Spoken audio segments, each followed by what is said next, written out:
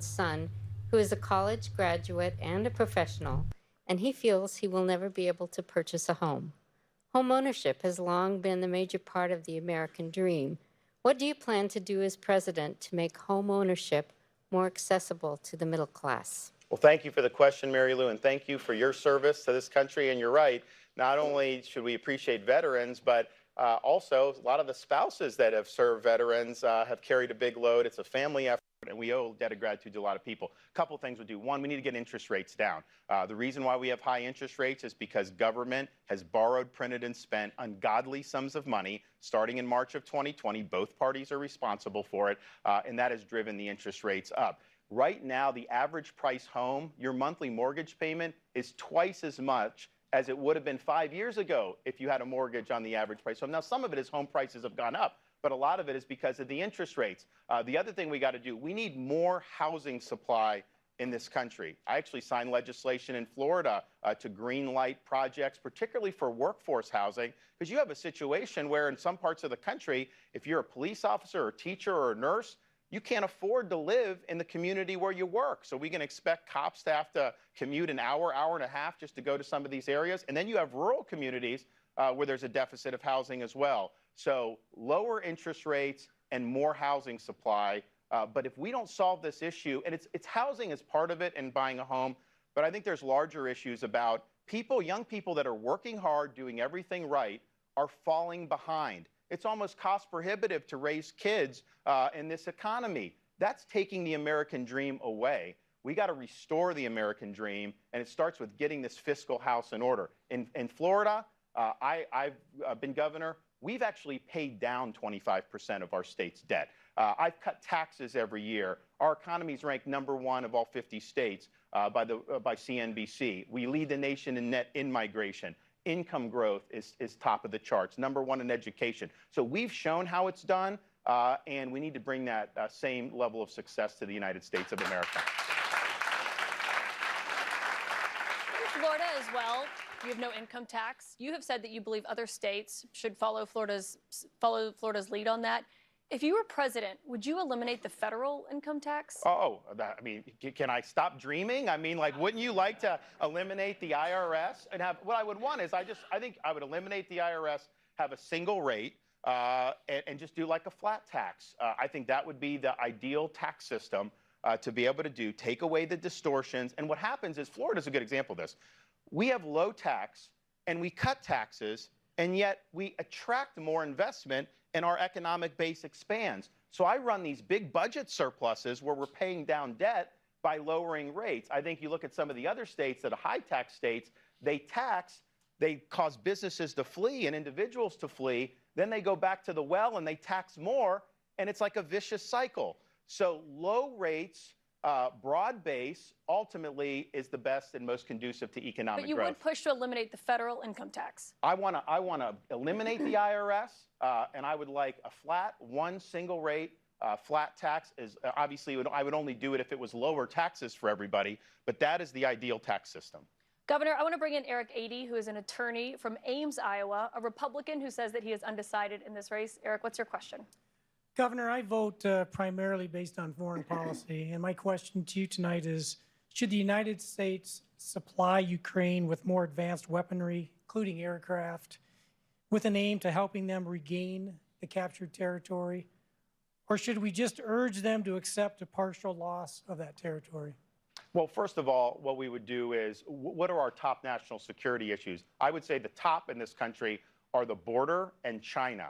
And so I think what people in D.C. are doing, they're ignoring those security threats. They've done an awful lot of money to Ukraine, including money paying for things like pensions for bureaucrats, salaries. How is that something that is benefiting the American people? So what I've said about this is, one, we need to bring it to a conclusion. I think Europe needs to do more to meet their NATO obligations. I mean, ultimately, Russia is more of a threat to them than not. But as president, I'll be very clear, because people will talk about you got to do more money there because so that they don't invade a NATO country. You know, as president of the United States, NATO will be a red line.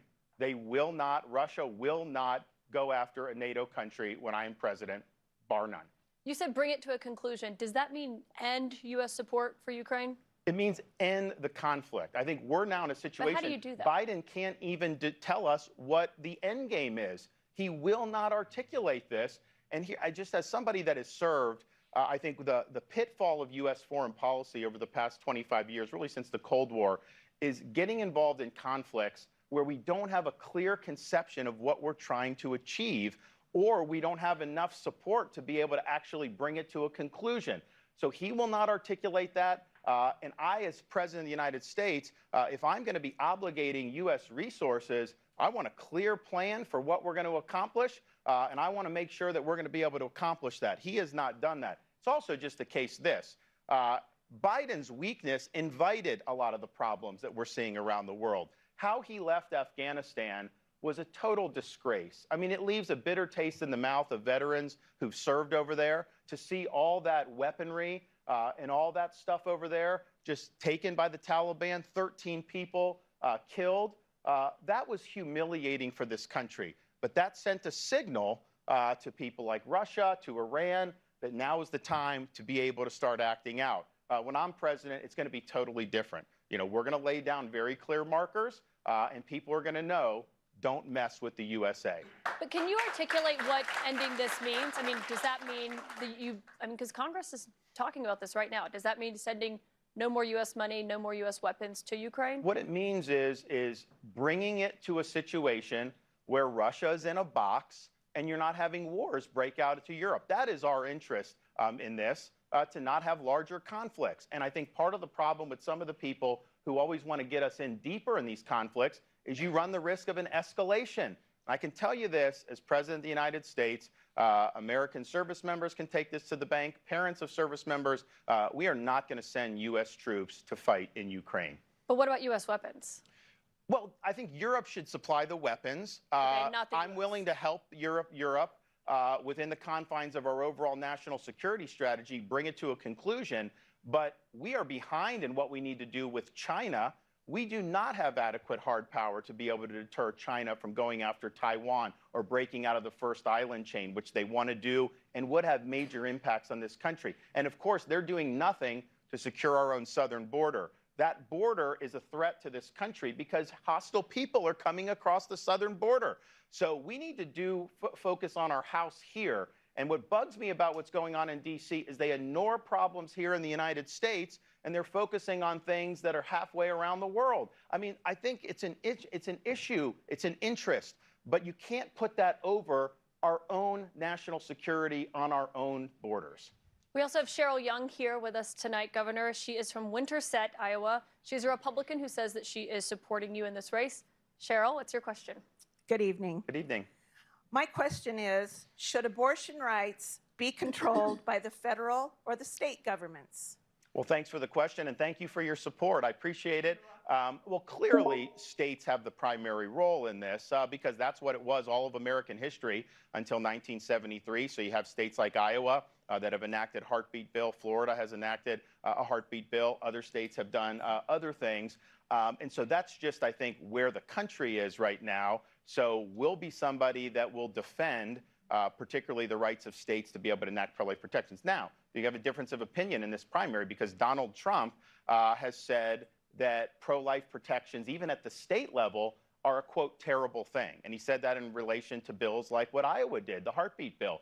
Now, this is a guy that was at the March for Life in January of 2020, and he said that all life was a gift from God. He said the unborn was made in the image of God. He said that there should be protections. That's what he was saying when he was president at the March for Life. Now he's saying it's a terrible, terrible thing. So how do you reconcile those two views? Did he flip-flop? Did he not believe it at the time? But then to go even further, he actually has said, elevate this issue to the federal government. What he wants to do is find a time. I think he floated like 18 or 20 weeks, have that be the limit, but then override any protections that states have done that are more than that. Well, that is not going to be advancing the cause of life. And so I think for pro-life voters in Iowa, Donald Trump is taking positions that are way different than what he professed to believe when he first ran for president in 2016. Do you think Donald Trump is not pro-life?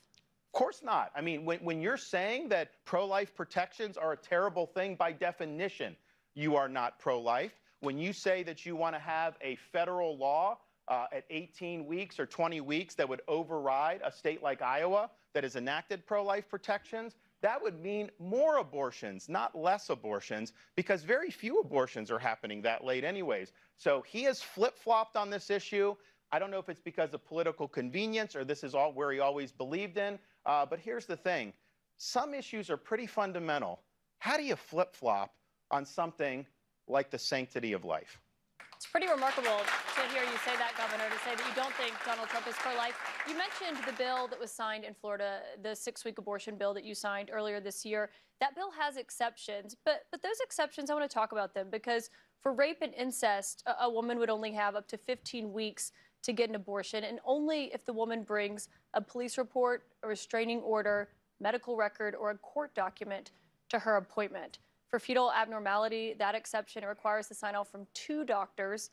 Do you think that those limits are reasonable and that women agree that those limits are reasonable? So the Florida legislature enacted a heartbeat bill with those exceptions. You know, not every state has done that. Iowa, I don't think, has done that. Some of the other states have not. But those exceptions are in law. I know those are issues that a lot of people have strong feelings about.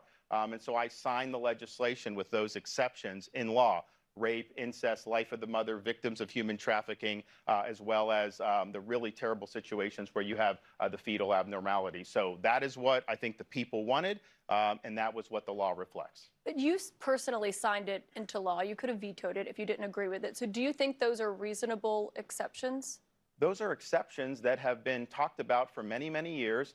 And the legislature put those in very carefully. And yes, of course, I think they're reasonable. You did sign a 15-week bill before that. It didn't have exceptions for rape or incest.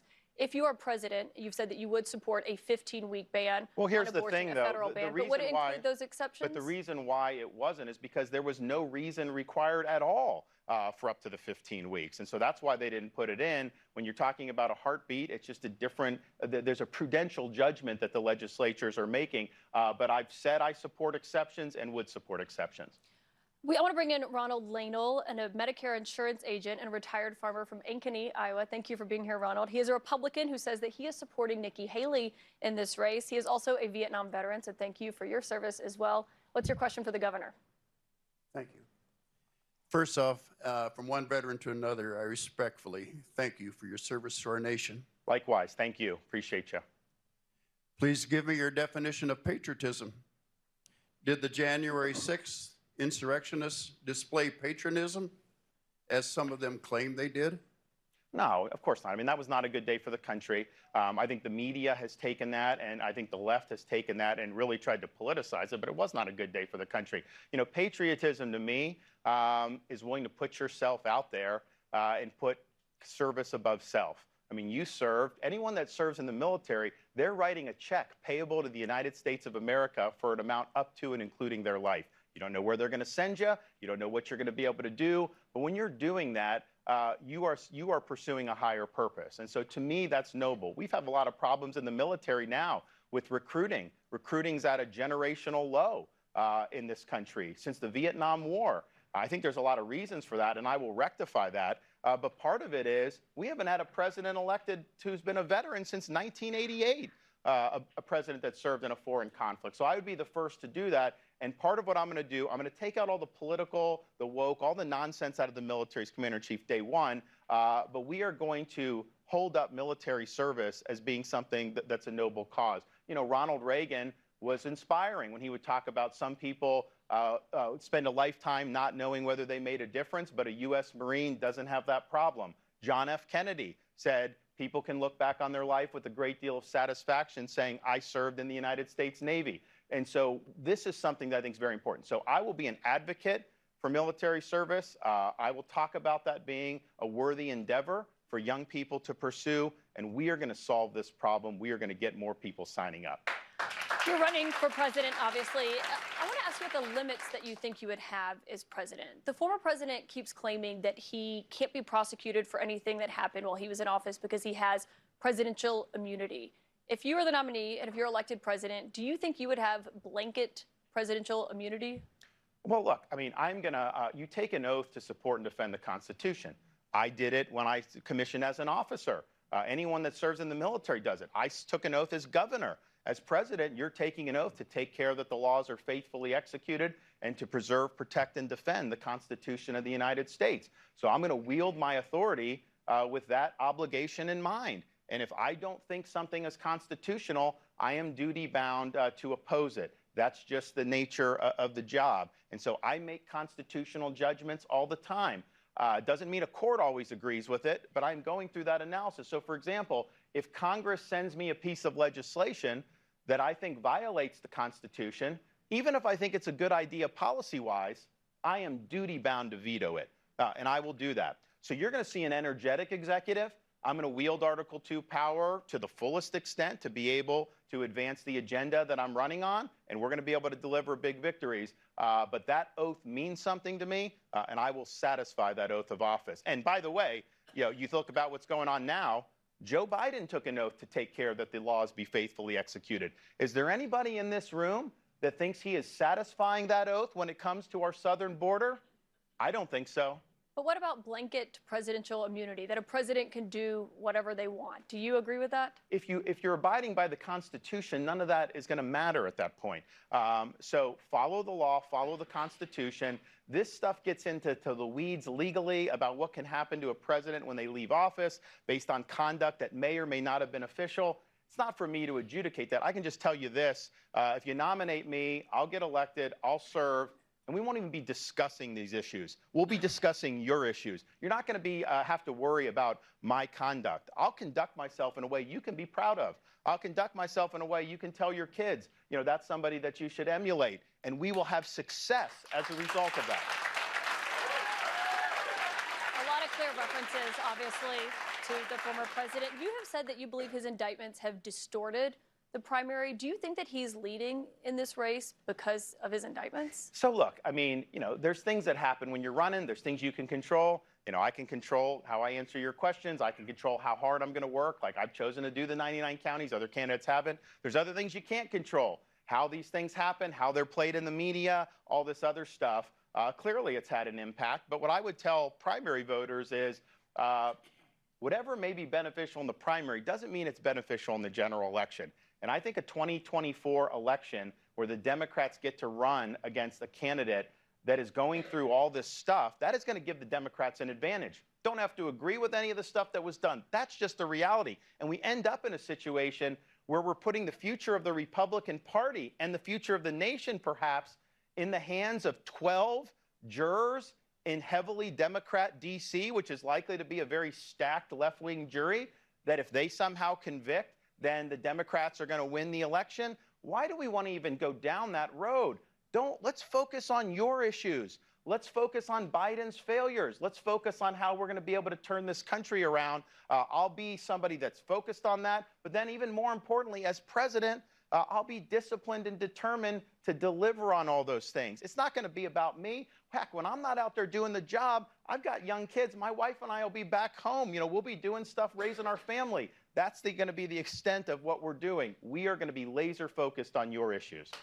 Governor, stick around. We have many more voters' questions for you. We'll be right back in just a moment with more from Republican presidential candidate Governor Ron DeSantis.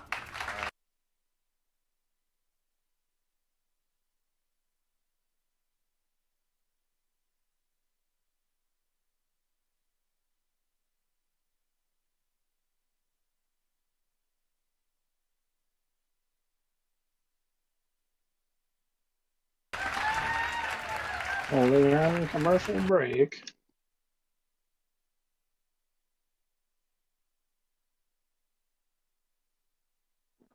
Oh, fuck.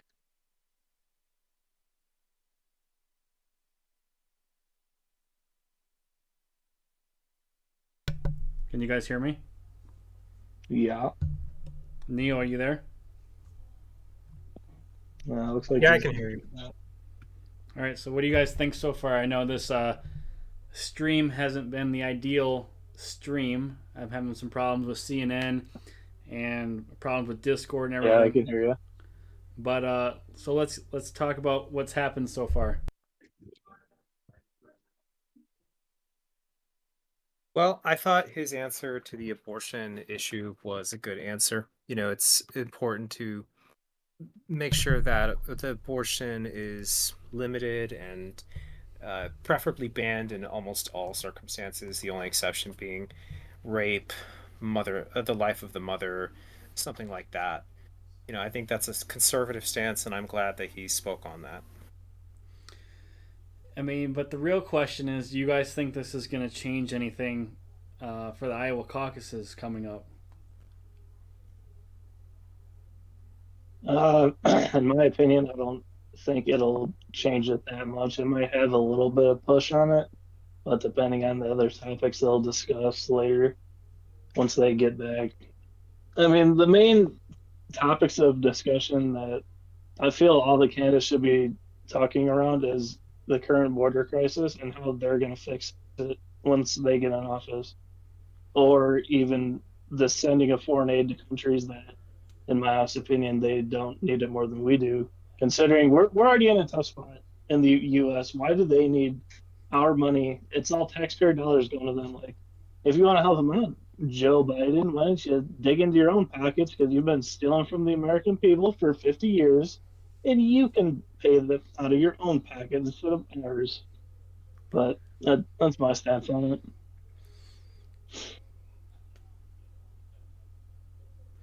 Yeah, I mean, I think Iowa's going to be a wash. I think Trump's probably got it in the bag. The real question is, though, who's going to win New Hampshire? That's still up in the air. And then also, I don't know if you guys have been following, but I just found this out a couple days ago. Nevada's having a primary and a caucus. So they're going to have the primary on the 6th, and Nikki Haley's the only one on the ballot. And there's going to be no delegates for it. And then 2 days later, they're going to have the caucus, and then the winner of that gets the delegates. So, I mean, thoughts on that? So they're doing a primary election, but Nikki Haley's the only option on that ballot. They're having that a primary and a remotely? caucus. I mean, I think if people dig into Nikki Haley's past and they actually see how she came to be, they'll see some very alarming things about her past, considering she was an ambassador for the UN, but when she left the UN, she started working in defense contracting for Boeing, and then all of a sudden now she's a multimillionaire. And that's honestly the only reason she's running at the moment is to further benefit herself. I don't believe Nikki Haley's a competent candidate and she would make a good president. All right, let's keep tuning into it. Town hall with Governor DeSantis. Governor, you talk about your family a lot when you're on the campaign trail. You often see your wife, Casey DeSantis, your children with you. I want to ask you about a loss that you experienced in your life with your sister, your family. In 2015, your younger sister, Christina, died suddenly from a pulmonary embolism. I know she was 30 years old. She was about to get married. How did that loss change you? Well, look, I mean, when you go through having somebody that's in your immediate family, I mean, that's the loss that I think hits you the most. And part of it was just how sudden it was. She was living a great life. I mean, she was having fun, and then she got checked into the hospital. She seemed to be stable, and then a couple days later did that. So, one, I think about all the things we've done since then. She would have been a great aunt to her her nieces and nephews. I would have liked for them to have been able to get to know her. She obviously would have done a lot of great things with her life. She would have been potentially involved in some of the things we've been doing. But what it shows you is don't take anything for granted. You just never know what's going to happen. And so if there's ever a time when you feel you need to do something, don't just sit back on the sidelines. You go in and you do, because you never know what chances you're going to have in the future. So don't take it for granted. Tell your people close to you that you love them, and just try to live your best life every single day. And understand ultimately every day is a gift from God. Thank you for sharing that. I think that probably resonates with a lot of people here, Governor. We also have more voter questions with us tonight. I want to now get to Bob Peters, who is a retired small business owner from Ankeny. He's a Republican who says he is leaning towards supporting Nikki Haley. What's your question for the governor? Thank you for being here, Governor. We have seen many instances of poor choices from the current administration, such as the before-mentioned border policies, the botched withdrawal from Afghanistan, with no effort to correct those poor choices. Even well-intended plans can fail sometimes. Can you give me an example where, as governor, you implemented a plan that did fail and how you corrected that?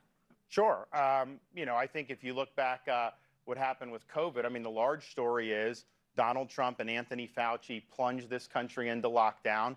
Florida led the way in dragging this country out of lockdown. And part of the reason we did that is because I looked at some of the things that were recommended that we had done. So, for example, not have elective procedures at hospitals. They said there's going to be too many people in the hospital. Well, I do this for 3 or 4 weeks and our hospitals were empty. So I said, you know what? The data doesn't support that. We're opening it up. We protected nursing homes. And we've got 4,000 long-term care facilities. We didn't want it ravaging. We did testing. We limited people going in to not have a big outbreak, which did save lives. But those restrictions carried on for weeks and weeks and weeks. And then you had to start balancing, okay, this virus is significant. We obviously are sensitive with elderly people, but shouldn't we be giving them the decision-making about having family visitation and all this stuff? Are we as the government going to make that decision for them? So I made the decision. I think we were the first state in the country to say, you know what? Let them make these decisions about this, because there is more to life than just one virus. The human connection that people long for. And I had a lady named Mary Daniel from Jacksonville, Florida. And so in those initial weeks, she wasn't able to go and visit her husband, who was in a memory care facility. So she decided to apply to get a job to work in the facility so that she could have interaction with him. And so she came and talked about her story. She talked about how while people were very concerned about the virus's effect on elderly people, that we had to figure out a way to do it. So you know what? That really touched me. And so we did it. And we made the change. And I think that was a good change. And we ended up doing, and not that we never restricted hospitals, but the hospitals throughout this country were denying visitation for people. These end-of-life moments you're having to spend on a FaceTime or on an iPad instead of having your loved ones there. That was overkill. And that left, these are tough issues anyways, but you have a little bit of sense of closure if you're there and you can say goodbye, if you can hug your loved one more time, if you can do those things that require that human connection. And that was taken away from so many people. So we did legislation in Florida called No Patient Left Alone Act. You have a right to have your family members present with you when you're in the hospital, particularly when you're in those sensitive end-of-life situations. That's the right thing to do, and we made sure that we were looking at the whole picture and making sure that we had this very important human interaction respected and protected. That question about, being governor, being on the job, whether or not you make mistakes while you're on the job. There's another governor in this race, Chris Christie. He recently said something about a mistake that he believes he made while he was governor of New Jersey. He says that was on gay marriage, that he was wrong. He admits it, and he says that true leaders, admit that when they are wrong. You have previously said that the definition of marriage is exclusively between a man and a woman. I'm curious, is that still how you feel today?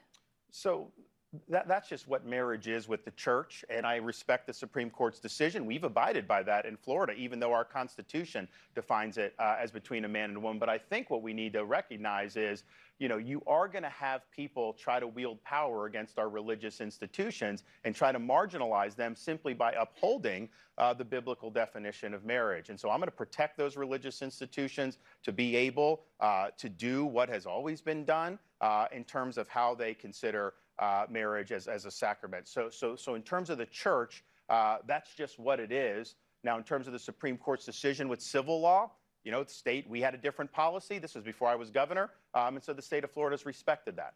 We've got another voter here with us, Governor, tonight. This is Trey Wellman, a student at Iowa State University from Ames, who grew up on a family farm.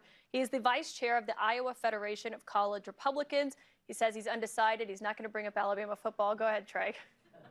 So growing up on a family farm and studying agriculture and rural policy at Iowa State, this is something that we've talked an awful lot about. For many years, rural areas have been declining in population, which can lead to poverty, limited opportunity, and higher prices. What do you think are the reasons for this, and what will you do as president to build up rural communities and their populations? And you said you're Iowa State? Iowa State, yes, okay. sir. I was at the game this year. It was a tough one. But you have a lot of Florida high school players on the roster, so I appreciate it. And, of course, the governor here is an Iowa State grad, so I didn't say anything cross about Iowa State. My son, incidentally, so, you all in Iowa have this Machine Shed restaurant. my wife and I, we do like Cracker Barrel with the kids. We were going to do that, and I was like, we got to try Machine Shed. My son's 5 years old. He's like a sports nut. He got a checkered board modeled after the Iowa State football field. So he now loves Iowa State because he has that checkerboard. And then he also has gotten to see the Iowa Stadium, and we were actually watching the Iowa game with some supporters in Ankeny over the weekend, and so they got him a nice Iowa shirt. He's got Iowa socks and everything. I was on the campaign trail with him the morning of the Iowa-Michigan Big Ten game. And I didn't rehearse this with him. He came up on the stage with me. I have the microphone. And I said, hey, buddy, who's going to win Iowa versus Michigan? And I'm moving the mic down to him. And I'm thinking to myself, oh, my gosh, if this kid says Michigan, he's going to get booed here in Iowa at 5 years old. He was so clutch. He's like, Iowa. So he was really excited about that. Now, to get to your question, rural communities are part of the backbone of America. And I've been able to see that firsthand traveling to all 99 counties in Iowa. I've also been able to see it in my home state of Florida. I mean, some people that aren't from Florida, you think South Beach, or you think the attractions in Orlando, or you think if you're in the Midwest, a lot of these places in South Florida, great areas. But, we have a lot of rural counties in our state. I was the first governor to do public events in all 67 Florida counties. There were people that had never seen a governor before in some of our rural counties. We've worked to do rural broadband, infrastructure, things that are really, really significant. So a couple things. One, I understand the importance of agriculture for our country. It's not just an economic issue. Food security is a national security issue. And I think we're more secure and better when we have family farms that are viable and that can pass that down from generation to generation. I don't want everything to be massive corporations. We need to eliminate the death tax on these family farms so that they can pass it down without getting taxed. We also need to recognize that the cost of government when bureaucracies run amok, like they say, in Iowa, you had to go to the Supreme Court. There's a puddle on your property, and that's waters of the United States. EPA can come in and have federal jurisdiction. No way. That is not right. But that use of bureaucracy benefits the entrenched big companies at the expense of the smaller companies. So I think part of the answer for rural America is small business and the emphasis on that. And I think that's the backbone of whether our economy is going to succeed or not. You got these guys on Wall Street, Silicon Valley, that's fine. But if we don't have those small businesses in these local communities that are able to succeed, we're not going to have the American dream.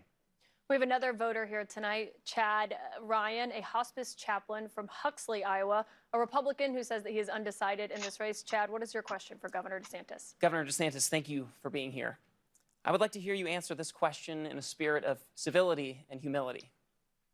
If you become president, what is one aspect of President Biden's leadership that you would hope to emulate? Well, thanks a lot. I appreciate that. Look, we've got a myriad of policy differences. And I think the results have been very, very poor. So I think on the policy, you're going to see differences. I'll tell you this, though. We had a hurricane hit, Category 5, Hurricane Ian, in Southwest Florida. Some of you know because some of you have been down there. And it devastated Southwest Florida. It knocked out a bridge to Pine Island. It knocked out the causeway going to Sanibel. We had millions and millions of people without power. Now, we had a great response. We had everyone lined up. Quickest power restoration in history, search and rescue, all these things. Democrat in the White House with the media who would love to do it. He could have tried to politicize it. And I'll give him credit. He didn't try to politicize it. I think when you have situations where there's national tragedies or disasters, trying to politicize it doesn't work. You got to put the people first. And I will notice, with respect to the media, the national media, they were down there. They wanted to make it an issue politically. I mean, I was running for re-election. That's what they wanted to do. When they're asking and people are saying, oh, my gosh, they had all these rescues. All the power went on in record time. We even rebuilt the bridge to Pine Island. People said it was going to take 6 months. We took control of it at the state level. We rebuilt it in 3 days. Once the national media saw that things were going well and that people were appreciative of the response, you couldn't find national media outlets in Florida if you had a search warrant. They did not have a story. Their story was to try to create conflict and to try to demean the response. So that's just the reality. But I will say this, the White House under Biden, they worked with us to put the people first. And as president, When we have these national disasters, I don't care if it's a Republican governor like Kim Reynolds, who I'm very close with, or a liberal governor like Newsom, who I've got some differences with. When you have these situations, leaders got to lead, and you got to put politics aside. I think we're always happy when disaster responses go well, Governor. We've got another voter here, Deanna Bozen. She is a psychiatrist from West Des Moines, a Republican who says that she is undecided in this race. What is your question for the governor, Deanna? Hi, Governor DeSantis. Hello. I have a question for you on mental health. Lack of adequate health insurance, which covers diagnosis and treatment of mental health disorders, is a significant problem for millions of Americans. What are your plans for addressing this issue at the federal level? Well, thank you, Deanna. I think this is a huge issue. And this is an issue that in every corner of Iowa, people are asking about. I mean, this is not just something where a few people are talking about it, because we've seen this issue all across the country. We're going to do a couple things. One, we're going to support efforts like we did in Florida to provide more mental health resources in our schools. You know, sometimes there's a stigma about seeking help. My wife, the First Lady of Florida, has launched a program to focus it more on resiliency. And it's something that athletes, famous people have gotten behind and talked about. And it's created, I think, a lot of positive feedback with that. One thing we're not going to allow, though, in the schools, or we shouldn't allow, is the politicization of mental health, or to try to use mental health to advance an agenda. And unfortunately, you see examples of this. There's like woke ideology in some of this. Can we please not try to politicize everything in this country? So I think for the youth, I think it's important. The other thing I think is really important, we need to do a better job for our veterans. We have 22 suicides a day still with veterans. And as somebody who served post 9/11, we didn't have a draft. You put a huge burden on a very small percentage of this country. People did multiple deployments. Marines, Army, Special Forces. That is not normal to be deploying that much. You are going to come back. People are going to have invisible wounds of war. We do good about seeing if somebody has a physical wound. We haven't done as well about those invisible wounds. So how do you deal with it? The VA ultimately is not going to be able to solve this problem by itself. It's too big a bureaucracy. It's too cumbersome. I'm going to fire a lot of people in the VA. I'm going to have accountability. They need to do a better job for the veterans. But we're going to do like we did in Florida, where we're going to take a model that my wife started with respect to welfare benefits. We're going to apply it to veterans benefits, something like a care portal. Veteran goes in, maybe they have post-traumatic stress. Okay, the VA can do what they want, but they put that in this portal. We're going to invite veterans groups, charities, churches, businesses, individual volunteers, people that want to help the veterans. It's going to go out. Guess what you're going to see? You're going to see these folks come. They're going to offer very quick help. Sometimes it's mental health services where we have veterans clinics around this country. I've got charities in Florida that train service dogs to be able to help veterans who have symptoms of post-traumatic stress. And you know what? The suicide rate goes down. Maybe it's something as simple as somebody that lives in the neighborhood that's part of this portal. They say that this veteran's having a tough time. Maybe they just go to his home and say, you know what? I just want to see if you're okay. Can I take you out to lunch? That can be something, just the fact that you show you care, that can be enough to avoid a suicide right there. But the bureaucracy is not going to save us. We need to use the VA as a conduit for all these other great resources, because in every part of Iowa and in every part of Florida, and I think most parts of this United States, people value the service of these veterans and they want to help. We just got to link the veteran to all the services that can be utilized and all the resources that are out there. Governor, we've got another voter question for you. This is Tamara Thomas, a mother and grandmother from Van Meter, Iowa, a Republican who is also undecided in this race. Tamara, what's your question for the governor? What do you think is your biggest strength that you have if you are voted to be our next president? Is it Tamara? Tamara, you got it. Tamara. Okay, well, thank you for the question. Van Meter, Iowa, interesting. As a young kid who liked baseball, one day in Dunedin, Florida, where I grew up, there was a famous guy from Van Meter that was there signing autographs named Bob Feller, one of the fastest pitchers ever. But, you know, when World War II had interrupted his career, most of these ball players were part of, like, entertaining. They could just play ball and entertain the troops. Bob Feller said, nope, I'm going to war. So he served in combat and served with distinction. Great American, and Van Meter should be proud of Bob Feller. Look, I think that my strength is that if I tell you I'm going to do something, I don't just say that flippantly. I'm not just saying it to win an election. There are things I could be promising that would probably get me some more votes that I know I couldn't deliver on. So if I tell you I'm going to do something, you take it to the bank, we are going to deliver on it. I'm the only one running for president that has delivered on 100% of my promises. In fact, I over-delivered on what I promised. How often have you elected somebody president that has over-delivered on their promises? Not very often. And I'll fight for you. All the people that are causing these problems, I'm the only one running that have beaten these people, whether it's the teachers union with school choice, whether it's beating Fauci on COVID, whether it's beating people like Soros on crime, whether it's beating the Democrats ensuring election integrity, while it's beating the left and banning China from buying land. On issue after issue, I've delivered results. Leadership is not about entertainment. Leadership is not about showmanship. Leadership is about articulating a vision, implementing that vision, and delivering results for the people that you represent. I will be results focused. Governor, we've had a lot of great voter questions here tonight. Obviously, the caucus is just 11 days away. You've said previously that you believe if Donald Trump does not win Iowa, that he'll say the caucuses were stolen. What if Republican voters believe him? Well, no, they're not. I think Iowans know that this is an important process. I think Iowans know there's a lot of work that goes into it. It's going to be done very well. You've got a great state party. You've got a lot of great people. And you just have honest people here. This is, I've been traveling around all 99 counties. People say all the problems in the country, how are we going to be able to do it? There's a lot of pessimism out there. I can tell you this, meeting Iowans in every corner of this state, I see people that are patriotic, hardworking, God-fearing. This is the backbone of this country, and this is the formula to be able to reverse the decline of this country. We can do it. Decline is a choice. We have it within our power to take this country in a different direction and to make sure that we are not the first generation of Americans to turn over to our kids and grandkids an America less prosperous and less free than the one we inherited. I'm not going to sit idly by and watch the managed decline of the United States of America. Thank you, Governor DeSantis. Thank you to all of the voters who asked questions here. Stay right here because coming up next on this stage, Republican presidential candidate Nikki Haley with Lack of adequate health insurance, which covers. All right, guys. So that's the end of the first half. What did you guys think? We got Nikki Haley coming up in about a minute or so. I thought it was very impressive. I liked the way he spoke. I liked his responses.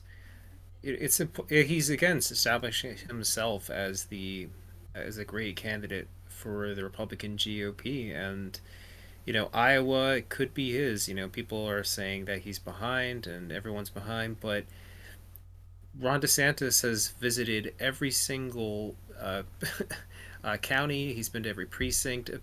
From what I know, he has literally done an all or nothing campaign in Iowa, and if he does really well there, even if he comes in second but does extremely well, his campaign has the momentum to keep going, and I see his responses tonight as indicative of why he is a great candidate. Dad, what do you think? Me personally, the last 10 minutes of his speech, he's bringing up a lot of really stressing problems in the country. He pointed out the VA. The VA is underfunded, undermanned. There's mismanagement all over the VA. And, he's right. Most of the people after 9/11, they signed because it was a patriotic thing to do. And what do they get in return? Thanks for your service. Bye. And then the VA takes forever to deliver on their end of the bargain to help them. And also, Ron DeSantis covering mental health. That is arguably the biggest problem in America. There's so much mental health that's unchecked in this country, and it's causing a lot of other issues in society, like Ron DeSantis saying the political ideologies behind, wokeism and all that, and also people that go and shoot up places and kill people. That's not a gun problem. That's a mental health problem. That person is not right in the head to function without pulling the trigger. He pulled the trigger because he's mentally unwell. That person doesn't say, I'm going to just go shoot somebody. But that's what I thought. It was a really, really good closing statement from Ron DeSantis. All right, so Nikki Haley's just coming out on stage. We're going to listen into this second half, and then we'll come back and discuss.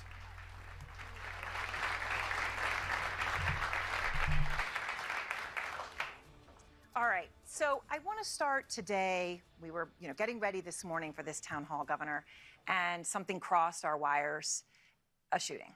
A school shooting, and here we are with kids back a day or 2 days and another horrific event in this country. A sixth grader was killed. People were injured. And we did receive from people in this room, updating their questions, asking questions about what had happened about this. So I want to start with Matt Triplett, because I know you have a specific question about what happened today in Perry. You're a senior project manager from Des Moines, a Republican, and I know you indicated that you support Governor Haley. Go ahead. Thank you for being here tonight, Governor. Thank you. Before I answer or ask my question, I'd like to just give my condolences to the community in Perry tonight, as well as the state of Iowa. So with that, Governor, with the school shooting that happened today in Perry, how do you plan to address the school shooting issue? Enough is enough with politicians skirting the issue on this, and it must be addressed. I mean, it's heartbreaking, right? I mean, our hearts go out to the parents of all of them. Our hearts go out to the kids that are going to have to deal with this for a few years. So much thanks to law enforcement, to the chief who did a great job, to the principal who really has come out as such a hero in this. But look, I have a mom heart. My daughter works at the Children's Hospital, and I worry about something happening there. My son is a senior in college. I worry about something happening on his campus. My son-in-law is a fifth grade teacher at a school. I worry about something happening there. Every day, the first thing I do when I wake up is think of my kids, and the last thing I think of when I go to bed is my kids. And so I know the concerns that everybody has. But it is time that we deal with this in the way that we should deal with this. Instead of living in fear, let's do something about it. We have got to deal with the cancer that is mental health. We have to. 1 in 3 people have a mental health issue. But if treated, they can live a perfectly normal life. What we see is 80% of mass shooters are in some sort of crisis at the time that they do that. We've got to do better. The problem is we don't have enough mental health therapists. We don't have enough mental health centers. And if you don't get treated, you can fall into an addiction. We don't have enough addiction centers. And if you happen to be lucky enough to get one of those 3, insurance doesn't cover it. So we've got to start doing that. The second thing is we have to secure our schools the same way we secure our airports and our courthouses. And that means we make sure that we have whatever we need to make sure nothing comes through, bullet-wise or otherwise. We need to have a security officer at the front of every school. We need to have 1 point of entry, no side or rear entries. And then we need to make sure that we have someone on staff, not a guidance counselor, but a mental health counselor that does nothing but look to see which kids may be in crisis. And let's start there. That's at least doing something, but we have to do something. This is heartbreaking. I will tell you what I saw this morning before anybody could even think about these lives and what we do. You have to really think of the families. I had, when I was governor, a school shooting at Townville Elementary. And we had a shooter come in and he shot basically at a playground. And we had little Jacob Hall, who was 6 years old, who died that day, or who died a couple of days later. He was shot that day. I was at the hospital with his parents the night he was shot. The gravity of what that was is something I will never forget, because the prayers that they had, and I knew in what condition he was in. We have to start really focusing on what we're going to do this. And everybody thinks, oh, mental health, mental health. We have to stop. Mental health is a serious issue. But if we know we can treat people. What are we doing losing Americans every single day because we refuse to deal with this issue? And the national media has done what they always do. They're wanting to talk about race. They're wanting to talk about gun control. They're wanting to talk about all these other issues. So my advice to the people of Perry, give them the respect and let them deal with the families and the sorrow and everything. But when the time comes, let's have that conversation on mental health. When I am president, we will treat it like the crisis that it is. And Governor, just to be clear, you're being very clear on what you would do that. You want to focus on mental health, that you think that's important. You talked about hardening schools, much like courthouses, right? You were very clear. But just to be clear on gun restrictions themselves, do you favor any additional gun restrictions or no? I'm a concealed weapons permit holder myself. And I will tell you that we could go and take away a certain kind of gun today, and that would make you feel better today. but a week from now, there'd be another shooting. Let's talk about the hard truths. That's the reality of it. So in a time where we're seeing a lot of lawlessness on our streets and in our cities, we can't go and take away people's rights to protect themselves and protect their families. Instead, why don't we do the hard work and deal with the mental health?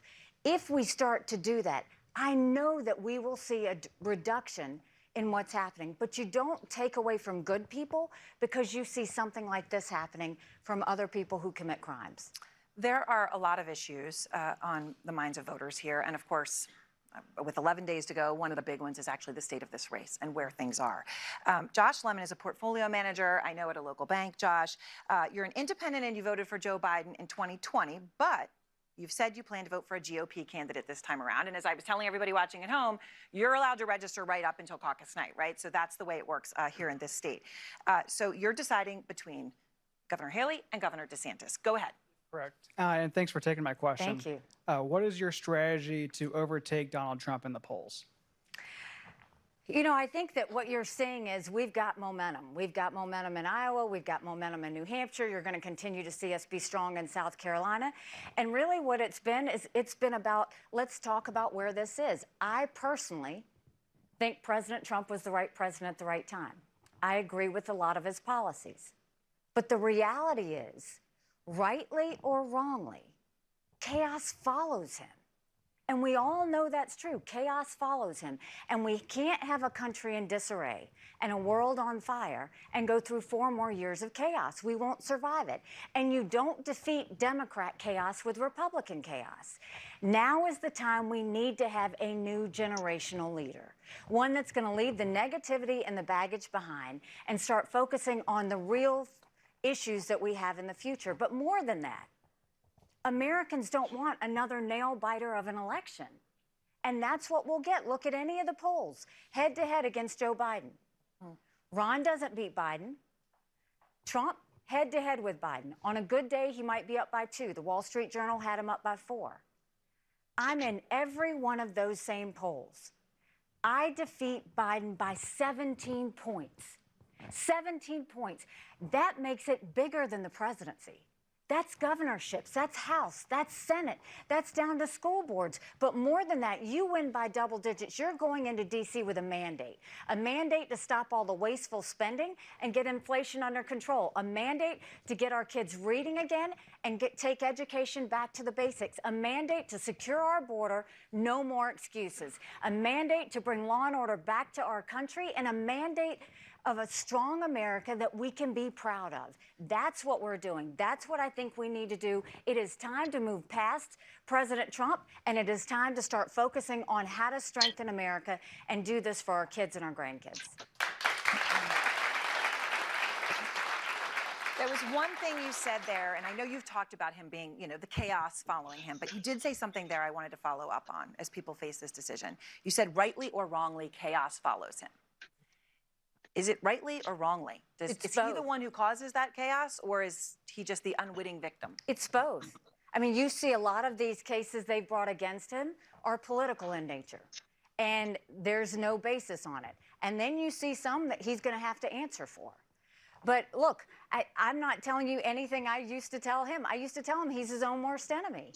And so I think at the end of the day, we don't need anyone who's getting in their feelings. We don't need anyone that's getting personal about anything. We have a country to save. And that means no more drama, no more taking things personally. I mean, you look at the situation, the differences I have with him is, first of all, I'm an accountant. We have got to get our economy back on track. And everybody wants to talk about the economy they had under Trump. But at what cost?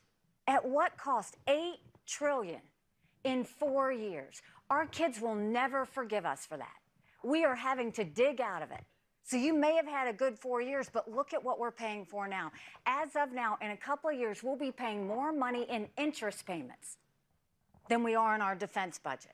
You know who notices that? Russia, China, and Iran. That's what happens there. The second thing is you look at how he deals with dictators.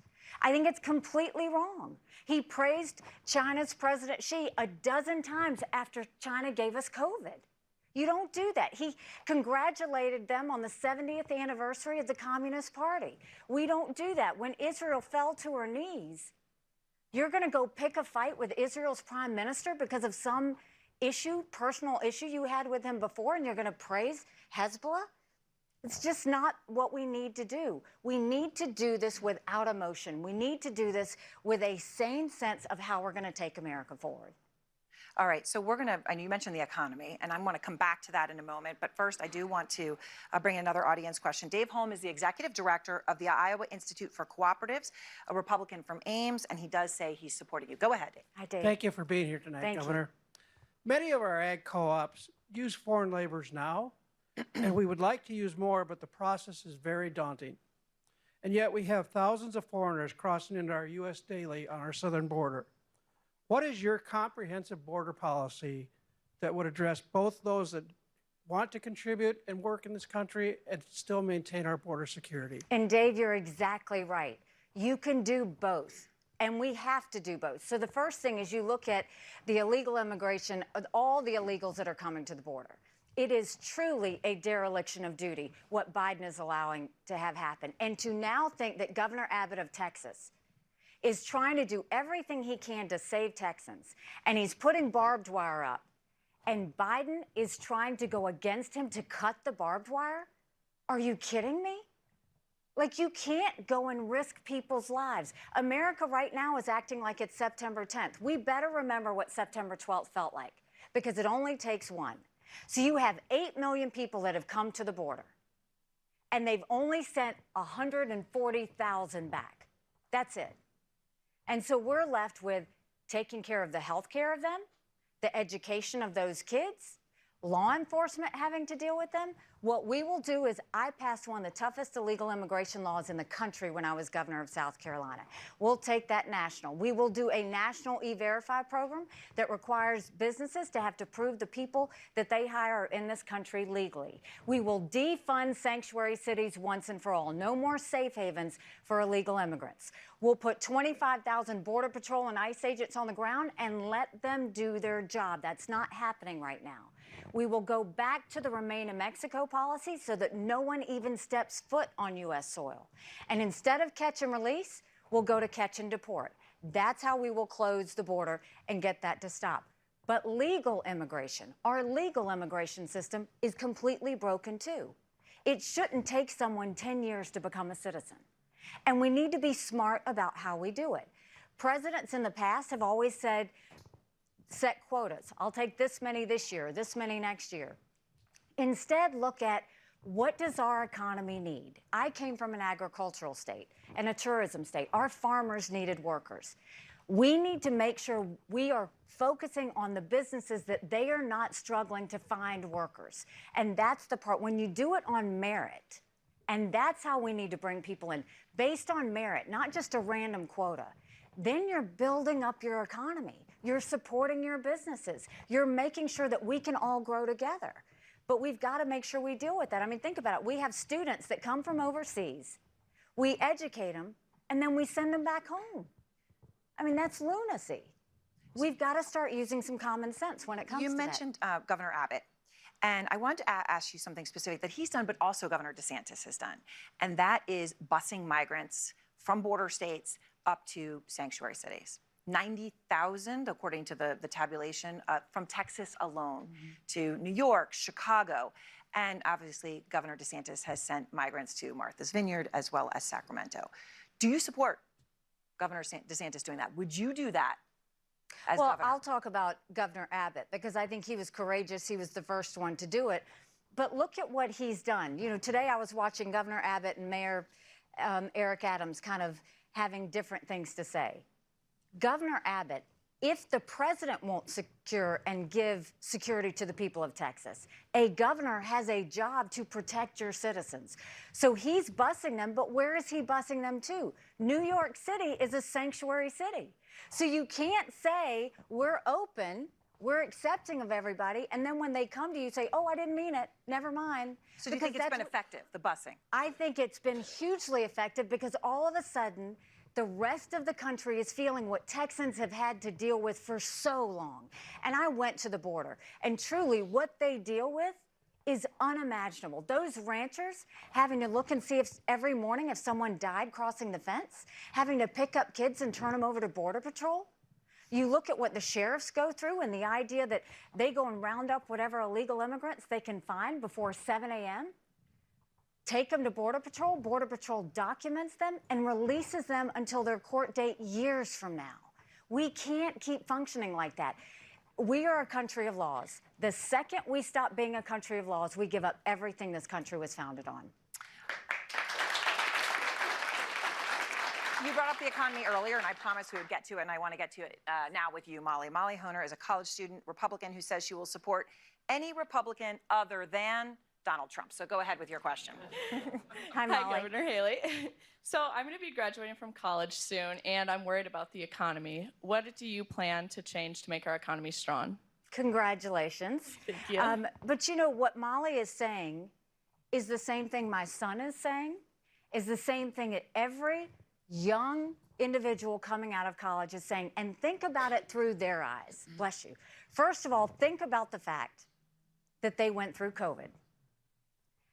Then think about the fact that they watched our country go $8 trillion in debt in 4 years under Trump.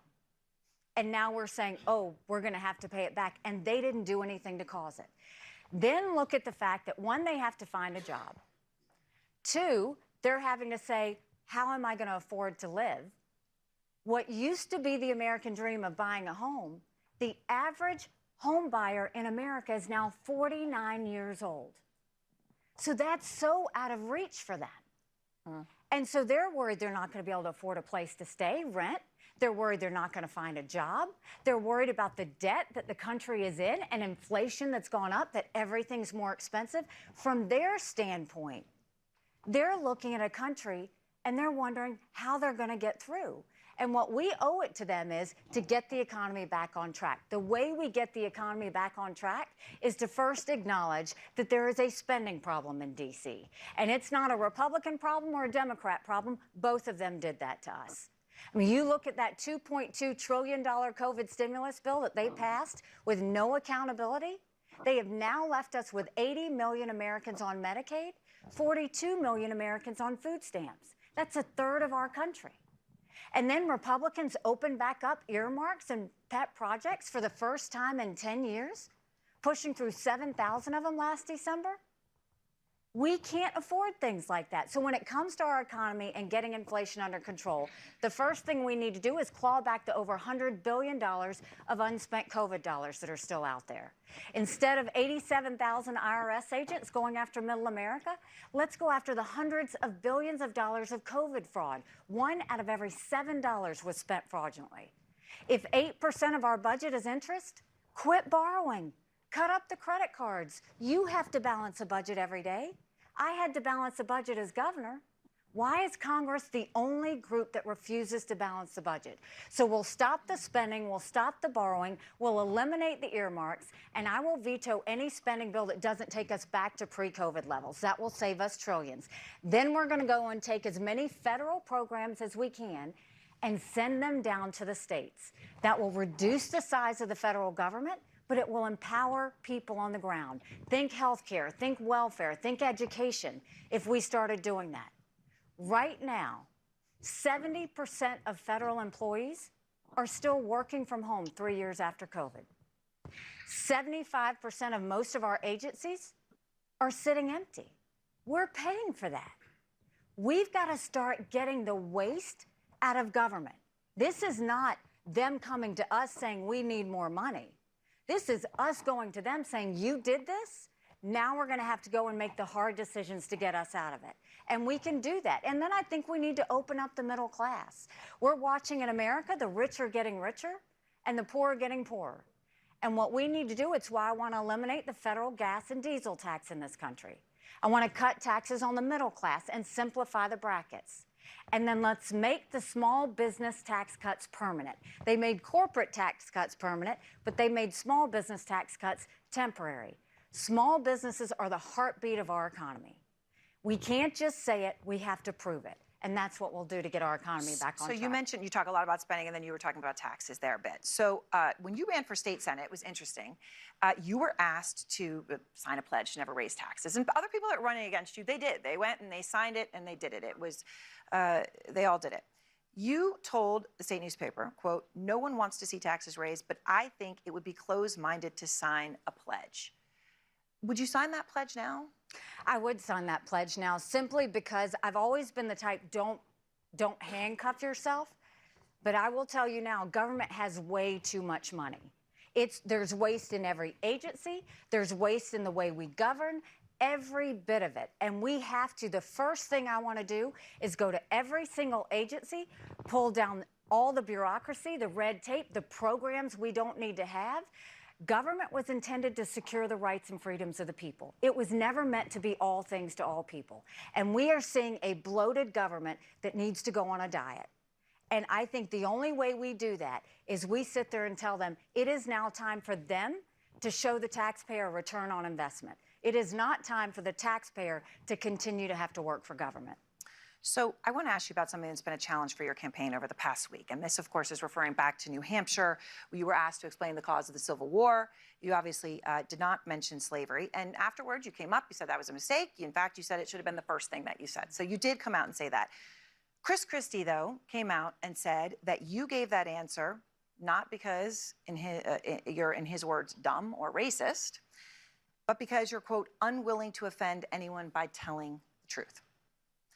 What do you say to that? No one's ever said that I am unwilling to offend. I offend plenty of people because I call people out when they do something wrong.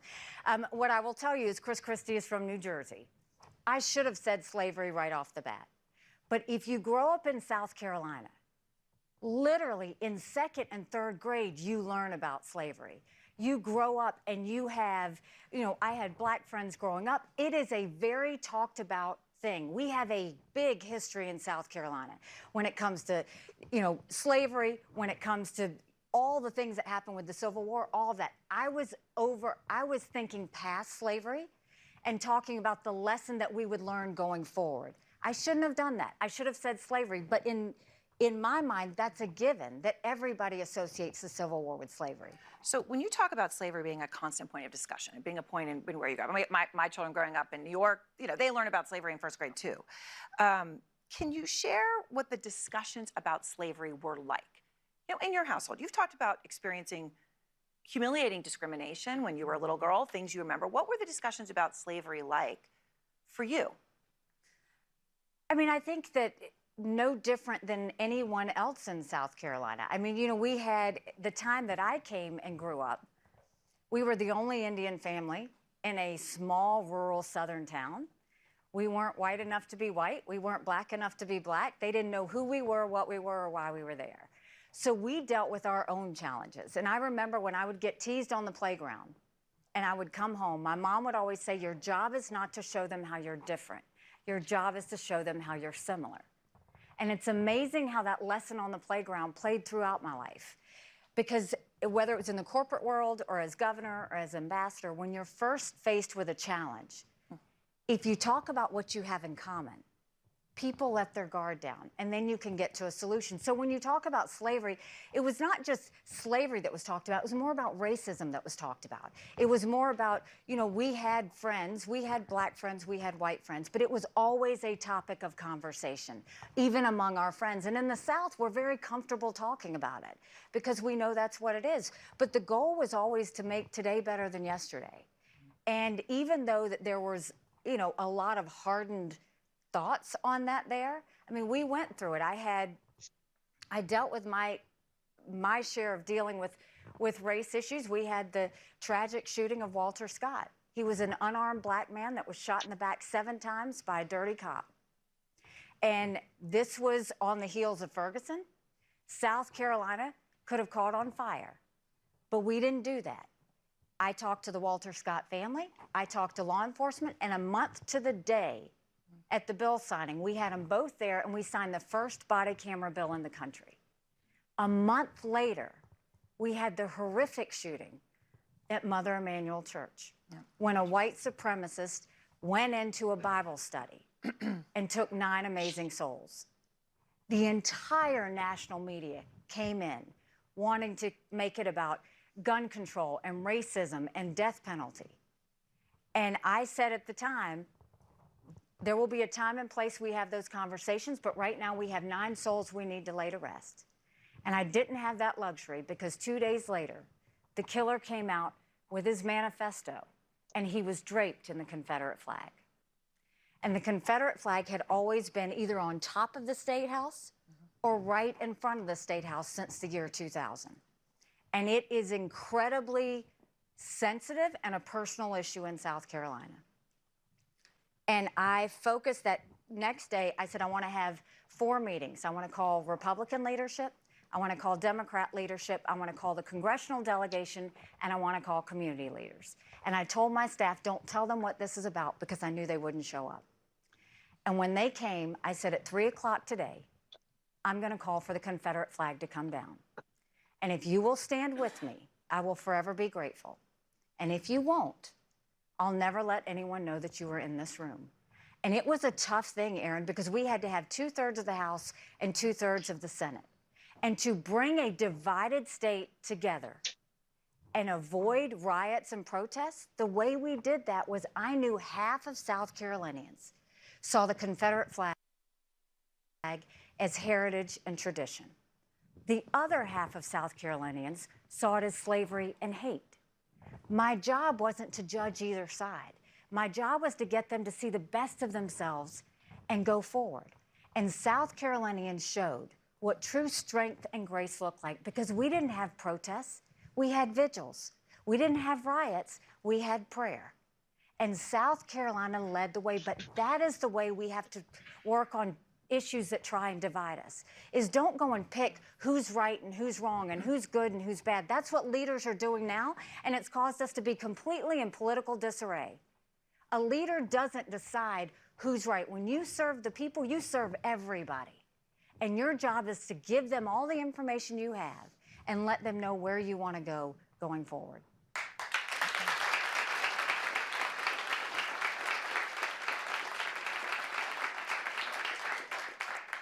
Is a teacher. She's from Ames here in Iowa. She's a Republican and she is undecided. So go ahead with your question, Carol. Hi, Carol. Governor Haley, you are a very strong supporter of Israel. Do you believe the IDF operations in Gaza are disproportional to the October 7th attack on Israel, reprehensible as that was? You know, I'm haunted by what happened on October 7th. And the reason I'm haunted is because 5 years ago, I gave a speech to the entire world at the UN. And I told them that we knew there were maps. And these maps were held by Hamas. And it showed that if they could break through the barrier, it was how they were going to kill as many Jews as fast as they could. And it happened. And when you look at the situation that happened, and for anybody that says, why should we care about Israel? And my opponents have said it's Israel's issue. No, it's our issue too, because 33 Americans were butchered that day. We have American hostages now as we speak. But Israel is a bright spot in a tough neighborhood. They're the tip of the spear when it comes to defeating terrorism. It has never been that Israel needs America. It has always been that America needs Israel. And on that horrific day, when they beheaded those people and burned those babies alive and took those girls out of the concert and raped them and dragged their naked bodies through the streets of Gaza, what did they say? Death to Israel, death to America. We have got to do 3 things when it comes to Israel. We need to give them whatever they need whenever they need it. We need to eliminate Hamas, finish them so they can never do this horrific stuff again. And we need to do whatever it takes to bring our hostages home. In order to eliminate Hamas, it requires them to go into Gaza. Hamas does not care about human life. They use women and children as human shields. There's a reason that they have all of their areas underneath hospitals and schools. I've been there. I've been in those tunnels. They're very sophisticated. That's probably where the hostages are being held now. Gazans would be so much better off without Hamas. But I know and I trust that Israel will do whatever it takes to make sure they save as many people as they can. You have to know the difference between terrorists and civilians. That's what civilized countries do. America's a civilized country. Israel's a civilized country. Hamas is not civilized. They don't value human life. And they keep trying to put people in harm's way because they don't want it to happen. What I will say is when everybody is putting the onus on Israel and on America to do something with helping the people of Gaza, where's Egypt? Where's Qatar? Where's Turkey? Where's Iran? Where are all the pro-Hamas countries that say they care? Why is it on Israel? Why aren't they getting Hamas to stop? Why are they forgiving that brutality? Let's put the accountability where it needs to be. Don't put it on Israel. Israel watched their people get butchered that day. If that was us, do you think we would do a ceasefire? Do you think we would stop? We would do whatever it takes to make sure that Americans were taken care of and that we had our say. And so I will tell you, I think Israel is doing what they have to make sure it doesn't happen again, because what did Hamas say? They're going to go back and do it again. They're not finished. And an ambassador, and I know obviously you're ambassador to the UN, and that's in the capacity you went into the tunnels. Obviously what's happening in Gaza, though, there was a horrific loss of civilian life going on as well, and a huge stratospheric loss. 2 Israeli cabinet members came out this week, and they actually advocated for relocating people from Gaza out of Gaza, basically Palestinians out of Gaza, and that there are some in the Israeli government that support that.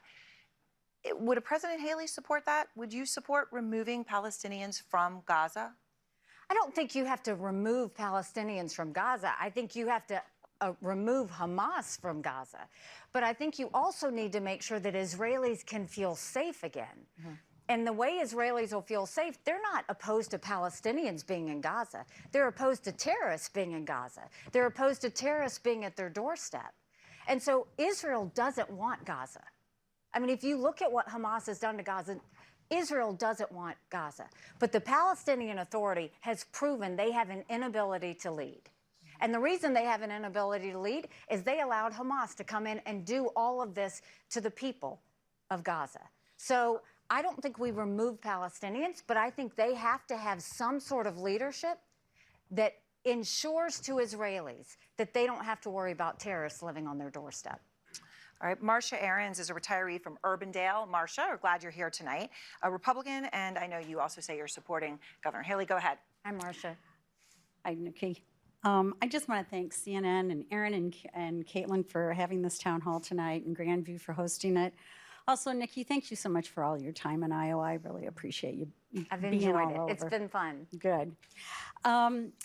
I am wondering how you would reach voters that are concerned that you are more of a war hawk versus a peace through strength leader. It's a great question. First of all, I am the wife of a combat veteran who is deployed now on a year-long deployment. Any military family will tell you the last thing you want is for your loved one to go to war. My number one goal has always been preventing war. And let's talk about what's caused this. The rest of my opponents think that we shouldn't be in Ukraine, don't need to do anything with Ukraine. Trump, Ron, all of them has said, let's leave Ukraine. Let me tell you why Ukraine is important. First of all, you should know at the United Nations, Ukraine was one of our good friends. They voted with us on almost everything. They supported all of our initiatives, whether I asked them to or not. But here you have this pro-American, freedom-loving country that was invaded by a thug. 500,000 people have died and been wounded because of Putin. Now, I don't think we should give cash to any country, friend or foe, because you can't follow it and you can't hold it accountable. I don't think we need to put troops on the ground in Ukraine, and the Ukrainians don't want it. They want to win this themselves. But I think we need to give them the equipment and the ammunition to win. Why should we care about Ukraine? Anybody thinking that, that's a legitimate question for you to ask. And I am sorry that Biden and no member of Congress is explaining that to you, but I will, because you deserve it. When I was at the United Nations, I saw that terrorists, dictators, and thugs always tell you what they're going to do. They're amazingly transparent. Hamas said they were going to go into Israel. They did. China said they were going to take Hong Kong. We watched it. Russia invaded Ukraine. They told us they were going to. China says Taiwan is next. We better believe them. Russia said once they take Ukraine, Poland and the Baltics are next. Those are NATO countries, and that puts America at war. This is about preventing war. It has always been about preventing war. We don't want our men and women to go have to fight. And so supporting Ukraine is actually preventing war and seeing it for what it is. And Putin has hit rock bottom. We know that. He's lost 87% of the troops that started the war. They've raised the draft age in Russia to 65. They're getting drones from Iran and missiles from North Korea. We know they've hit rock bottom. But now let me tell you something else that's really important, Aaron. I told you about that brutality on October 7th in Israel, right? October 7th is Putin's birthday. Who's the happiest man in the world right now? Putin. Why? Because the U.S. and the West took all our eyes and our resources off of Ukraine, and what did we do? We started looking at Israel. And did Putin go and call Netanyahu in Israel? Nope, not for 10 days. You know who he did call? Hamas. Invited them to Russia, and they held hands and said they were friends. See this for the connection that it is. China and Russia held hands before the Olympics and named themselves unlimited partners. There is an unholy alliance of China, Russia, and Iran bound together in their hatred against freedom, democracy, and above all things, the United States of America. Our job is to always prevent war and protect Americans. All right.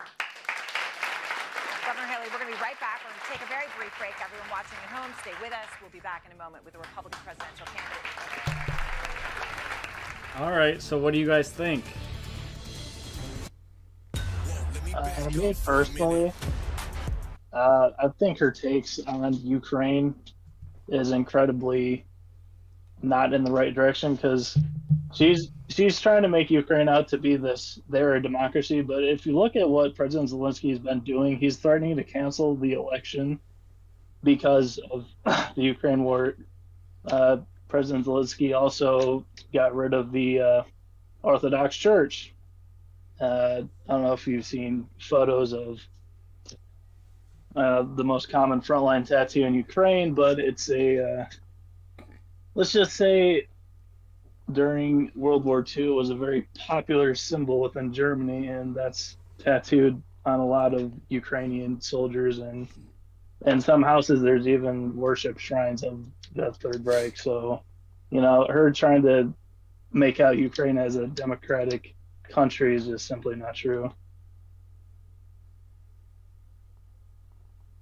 I disagree with that analysis entirely. Ukraine is essentially resisting the neo-Soviet empire under Vladimir Putin, a former KGB agent, a former Soviet agent, a person who has always had a nostalgia for the Soviet Union.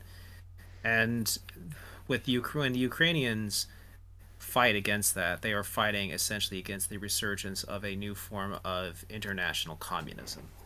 And you see many of these Kremlin soldiers, when they march into Ukraine, are waving flags of the Soviet Union or different varieties of communist flags. What Ukraine is doing, particularly also banning the Communist Party in Ukraine, is a damn good thing.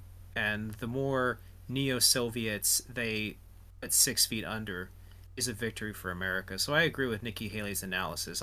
It's time for people who are either neoconservative or neoconservative aligned to stop playing with, we don't want war, we're not these sort of people. No, I want to see the enemies of America go 6 feet under, and if Ukraine could do it for us, hey, all very good. But I've got no problem with saying that we should wage war against our enemies and crush them. Dad, would you like a rebuttal? rebuttal. I mean, in a sense, if we're continuing to send foreign aid to Ukraine, but the media is not being truthful regarding it, like, you can spin that, yeah, they're winning. Yeah, they're winning with our equipment. We send it all to them. But the more we send to them, the further we feel our own debt and the destruction of our economy. So, I mean, there comes a point when we're not going to be able to give them money, and then pretty much their biggest sender of money is broke, which is going to be us.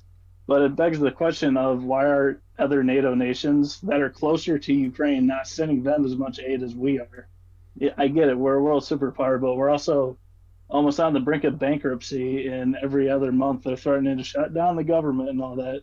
So, I think we need to go to the negotiating table with the other NATO nations, and they need to start funding this fight as much as we are.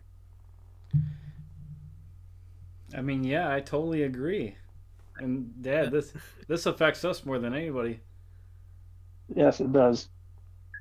It affects us, but the fact that we're supporting Ukraine is a good thing. And this idea that, we shouldn't support them because it hurts our economy. People were saying the same thing about supporting Finland against the red Soviet tide, saying, oh, well, it's not our concern. We've got internal matters at home. And the Finns held off the Soviets, but if they had not had a spirited defense, lack of international support might have led the Reds to conquer Finland. So this nonsense that, because those nations aren't necessarily contributing as much as we are, why should we contribute any aid at all? Fact of the matter is that, yes, those nations can contribute more, but you've just defeated your own point. We can contribute more because we are the world's #1 economic powerhouse, so therefore we have more buying power than Germany, UK, or France. South Carolina always knew. In fact, some states' economies are big. We're back here, so we'll continue this after the next break. First in the South. It was a pact. It's still a pact that the 3 states, at least on the Republican side, had, that we were going to keep that. But we banter against each other on different things. New Hampshire makes fun of Iowa. Iowa makes fun of South Carolina. It's what we do. So, I mean, I think the problem in politics now is it's just like too serious and too dramatic. If we're having fun, I don't live, eat, and breathe politics all the time. I like to have fun too. And so if I'm hanging out with 700 people and we're trying to make jokes and have a good time, like, you should be able to do that didn't reflect a lack of confidence in how you thought you would do here. I would not sit here and in the cold, because it's cold here. I have been coming here for months, going to every part of Iowa, shaking every hand, answering every question, being the last person to leave at every one of these town halls. You are going to see me fight until the very end on the last day in Iowa. And I'm not playing in one state. I'm fighting in every state because I think everybody's worth fighting for. And so, yes, we're going to continue to be here. I mean, I've told people, get used to this face, and I've been here over and over again. But if I didn't love Iowa, I wouldn't keep coming to Iowa. So, but if we're going to have fun, I'm probably going to say something funny in Iowa tomorrow about South Carolina or New Hampshire. It's the way to just kind of not make everything so serious. All right, Denise. Denise Haig is the Director of Human Resources at a local arts center here in Iowa, a Republican from Milwaukee who says she's undecided. So, Denise, go ahead. Hi. Hi, Denise. Nice to meet you, Nikki. Nice to meet you. In the spirit of fun, I want to tell you I'm loving your dress. By the way. Thank you. My question is, do you see any inherent challenges to being president as a woman, or do you feel like we've evolved? Do you mean globally or do you mean domestically? As a country. As a country, I think America has been ready for a woman, but it has to be the right woman, right? I'm one of those, I don't think, and I think a lot of women will agree to this. We don't support women just because they're women. I mean, we love to see women do well. I think women are rock stars. I love to see women do well. But a president's a big deal, and it's a serious issue. And I think what we've seen in politics for really a lot lately is they look at a label and they say, oh, we're going to get this label or we need this label. Well, that's what's gotten us into this mess. And trust me, like, I think you look at what Biden's done, and he said, I want this kind of Supreme Court justice, or I want this kind of vice president. That's a mistake. I do think America's ready for a female president. I do think that America's been ready, but it's got to be the right one. And they want to know it's somebody that's going to have fight. They want to know that it's going to have somebody that has moral clarity.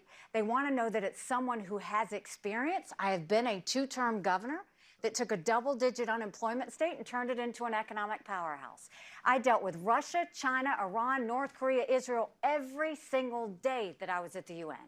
And I took the kick me sign off of our backs, and America was respected again there. So is America ready for a female president? You bet they're ready for a female president, and I'm going to be the one that makes them proud.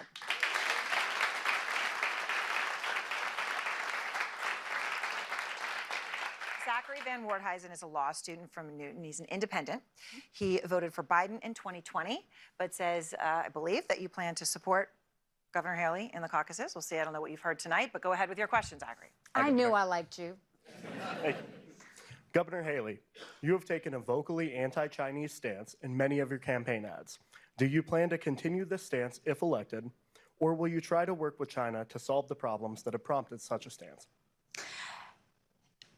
At the United Nations, I dealt with China every day.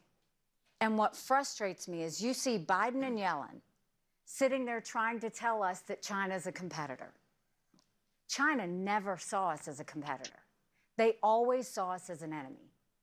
And all you have to do is look at what China's done. They have completely infiltrated our country. They bought 400,000 acres of U.S. soil, most recently near Grand Forks Air Force Base, where our most sensitive drone technology is. They poured millions of dollars into our universities, stealing our research, spreading Chinese propaganda. You go and you look at, there's certain technologies we never want China to have because it builds up their military and threatens America. Yet the Biden administration approved 70% of it last year. The Trump administration approved more than that.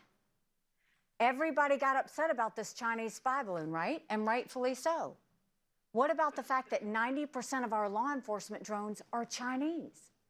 You've got Chinese police stations throughout our country. You've got a Chinese spy base going off our shores in Cuba. And you've got China building up their military at a scary pace. They now have 500 nuclear warheads. That's 100 more than they had last year. They have the largest naval fleet in the world. They have 370 ships. They'll have 400 ships in 2 years. We won't even have 350 ships in 2 decades. They're doing artificial intelligence. They're doing cyber. They're doing space. They're doing hypersonic missiles. We've barely gotten started. And now China's the lead developer of neurostrike weapons. Weapons engineered, bless you, to change the mental capabilities of military commanders and segments of the population. That's who we're dealing with. So yes, we are going to be tough on China, but do you stop talking to them? No. You actually keep your enemies close so you know what they're doing all the time. But you do let your enemies know what we expect of them. And the way we will deal with China is no more selling them any U.S. soil, and we take back the land they already purchased. We make sure that we go to all the universities and say, you either take foreign money or you take American money, but the days of taking both are over. And we tell them we're going to end all normal trade relations with them until they stop murdering Americans with fentanyl. And they're the ones sending it over. Now, Ambassador, on this, and you, as governor, I'm just looking at the numbers here. We were looking at more than $1.4 billion in Chinese investment came into South Carolina while you were governor. That time you were courting investment, you wanted that money to come in. But, you just mentioned the drones being bought by the police stations. But you were actively courting that as well. There's a Chinese fiberglass manufacturer with Chinese ties to the Communist Party that opened a factory in your state while you were governor. So do you regret any of that? Was that worth it? Well, I think you look, every governor in the country was trying to recruit Chinese companies 10 years ago. Every household has Chinese products in it. It shows how intertwined it's all become. But now we know what the threat is. And so, yes, it was less than 1% of what I recruited. I recruited a lot. We were known as the beast of the Southeast. Less than 1% was Chinese. So you're not saying it's a mistake, you're just saying that your view of the situation has changed. Well, now look at what we know about China that we didn't know 10 years ago. It's drastically different. When the reality is, presidents, Republican and Democrat, for too long, thought that if we were nice to China, they'd want to be like us. China's never wanted to be like us. They want to be communists. They never should have gotten into the World Trade Organization back in 2001 when the U.S. helped them get in. But now, let's not keep going down that path. Let's stop it. I fought China every day at the UN. We need to continue to do that now until we put them back in their place. All right, we're going to take one more brief break, and we'll be right back with more from Republican presidential candidate Nikki Haley right after this. All right. So, Neo, I wanted to take this next break to get your thoughts on the whole situation in Nevada where they're having a primary and a caucus. So I want to hear what you think, and then after you do that, I'm going to share what I think about it. When's the primary and the caucus going down in Nevada? February 6th and 8th. Well, I'm gonna guess that every applicable candidate is on the ballot, and truly the American people can make their choice who they truly believe is in their right mind. Or no, am I incorrect? Is someone pulled off the ballot or what? There's a complicated situation. I want to get Neo's take on it, and then I'll lay everybody in on what's going on. Regarding Donald Trump being pulled from the ballot, they're trying to do that in Nevada. That's not going on. Oh, is he still Well, here? I thought Okay. I thought they pulled him from the ballot. No. So what's going on in Nevada is the state legislature is dominated by Democrats, and they passed a law in Nevada that Nevada has to have a primary, but the state GOP is saying no, it has to be a caucus. So they're in a situation where they're having both, but the primary there's no delegates. They're just having it to have it, and you either had to register for one or the other. So Nikki Haley registered for the primary, the other 4 or 5, whatever, registered for the caucus. So first I kind of thought it was stupid, but when I thought about it more, it makes sense. So her strategy is be the only one on the primary, so she'll win, obviously. Then she can go around and say, hey, look, everybody, I won the primary in Nevada. Like, obviously I have what it takes to win because I won the state. Then she goes into New Hampshire with some momentum behind her back. And honestly, I don't think she's really losing anything with the few delegates she would have gotten if she registered for the caucus. What do you think about that? Well, I unfortunately. All right, you go ahead. Well, I unfortunately really don't know much of the situation, because this is like new to me. This is really recent. Like, the caucuses are where the local party is going to nominate their preferred candidate, and the primary is obviously the the ballot, but it's a confusing situation. That's so, and it's unfortunately something that I really can't comment on because I'm not fully knowledgeable of what this fully means. So it's better for me not to make a comment on something that I really can't explain because I don't want to just talk at them, put out words that are not that would show that I don't know what I'm talking about because I don't in this situation. Well, I think it's a pretty smart strategy, even though she's not going to get any delegates. And then on the flip side, 2 days later when we have the caucus, that's one less candidate that'll be on the ballot, giving DeSantis a chance to capitalize and gain some more support. But it looks like we're about to come back, so we'll continue after this next segment. Welcome back to Iowa and CNN's Republican Presidential Town Hall with former South Carolina Governor Nikki Haley. So, Governor, you've talked about being a mom even here, and I know it's a crucial part of your identity and who you are. You've got 2 children. Yes. Last year, your daughter got married, and just recently you dropped your son off for his final year at Villanova. Okay. So you posted a picture of that moment that I saw, actually in a People magazine article, and the hashtags were, "When did my little one grow up?" and "Proud Mom." And, I'm a mother myself now, and, you can look at anyone, right? You see your little child, and then boom, And it just happened so fast. I was wondering, as you think about being president of the United States, what makes you the most proud as a mother?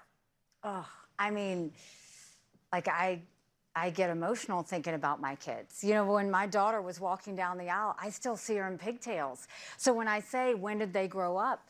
I mean, so much of it, they're just good kids. My daughter is a pediatric nurse at the Children's Hospital. You know, my son, like I said, is a senior in college. And they're just good kids. And, you know, they've grown up in a public life. And the one thing Michael and I always wanted was for them to feel very normal. And that's what I'm most proud of. We always, even when I was governor, we had dinner tonight together 5 nights out of the week. I wanted the kids to know that we were having family dinner. And Sundays were, you know, our special days. And Fridays were Haley Family Fun Nights. We always tried to keep it very normal. I never told my kids, I always said, you don't have to do anything but go to the Christmas tree lighting and the State of the Address. And everything else they could decide if they wanted to go. And so having them grow up as normal and as grounded as they are, they're humble, they're respectful, they're hardworking, and they're just good people. And my husband and I always said, if we can make sure they have a faith and a conscience, we will have done our job. And we have done our job. I'm incredibly proud of them.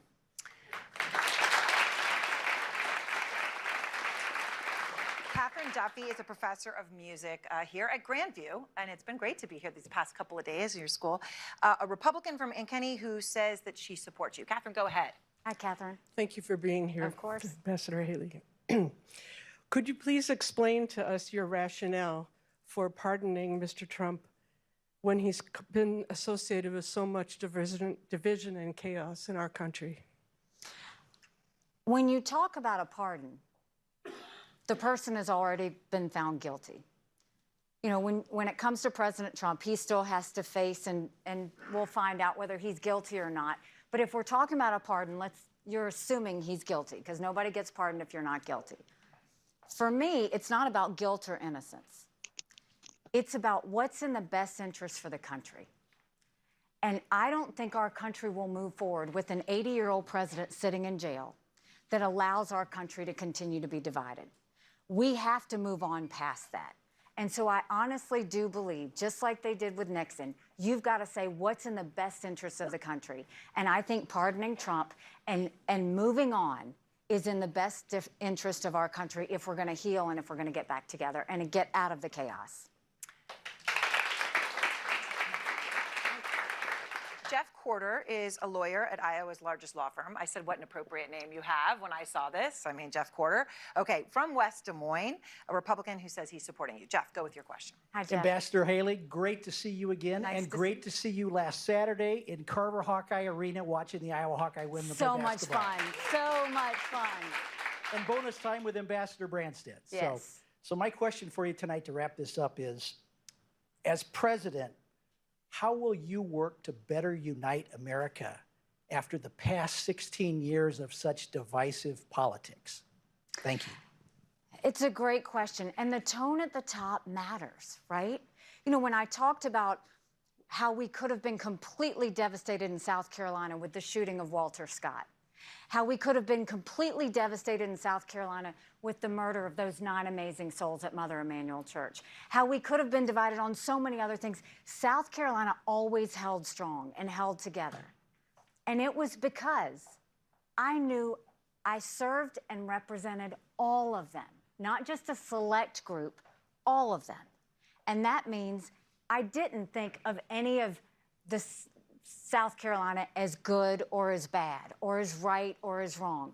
I just knew I needed to over-communicate, tell them everything I knew, and that's how I'll be as a president. You'll know more than you want to know, because I think it's important that you know everything, and then tell you about where we go and move forward. But more than that, on my first day, you start by controlling what you can control first, and that is I will focus on my agencies. We'll replace the head of every agency, whether they're doing a good job or not, to freshen it up. I did this as governor. The second thing I did was I sent people into every agency to clean it up, pull down old programs, pull down any old regs, pull down bureaucracy, get it working again, and mission focused so that it's not too big. In some cases, and get rid of problem children. Trust me, agencies have problem children. In some cases, we tweaked agencies. In other cases, we gutted agencies. And then I required them to start doing 90-day benchmarks. I wanted them to show a return on investment to the taxpayer so that they saw what it was like to work again. And then we saw that they were spending money because they thought they weren't going to get the same amount the next year. So I put all the spending online for every taxpayer to see. And then I incentivized them to give money back to the taxpayers. And magic happened because they started to compete to see who could be the most effective and most efficient. And then I went to my legislature and said, it's your turn. And I started by giving them a couple of things that were easy so they could remember what it was like to win again. We need to do that with our Congress. They need to know what it's like to win again together. And then you give them things that are harder and harder. That's important. We have to get government used to producing and giving results again. And I'll do it by starting with myself and starting with our agencies and getting them to work for the people again. And then going to Congress and saying, you know what? No more peacocking on TV. No more sitting there and pointing fingers to anybody else. The buck starts here, and it's time to get things done for the American people. And it's an amazing thing. I have called out Republicans. I've called out Democrats. I've praised Republicans. I've praised Democrats. Legislators love to be praised, and they hate to be called out. It's a magic tool that has always worked for me. Whether I was calling out China or Russia at the UN, they didn't like to be called out. No one does. But when you do it for the right reasons and you know who you serve, that's when you get things moving again. All right, well, Governor Haley, thank you so much for being here in this room and, of course, speaking to the voters here in Iowa. Thanks so much to all of you for sitting here through this evening and being part of these town halls. And thank you so much to our hosts at Grandview University. Governors Haley and DeSantis, of course, are going to be back for the final Republican primary debate before the Iowa caucuses. Jake Tapper and Dana Bass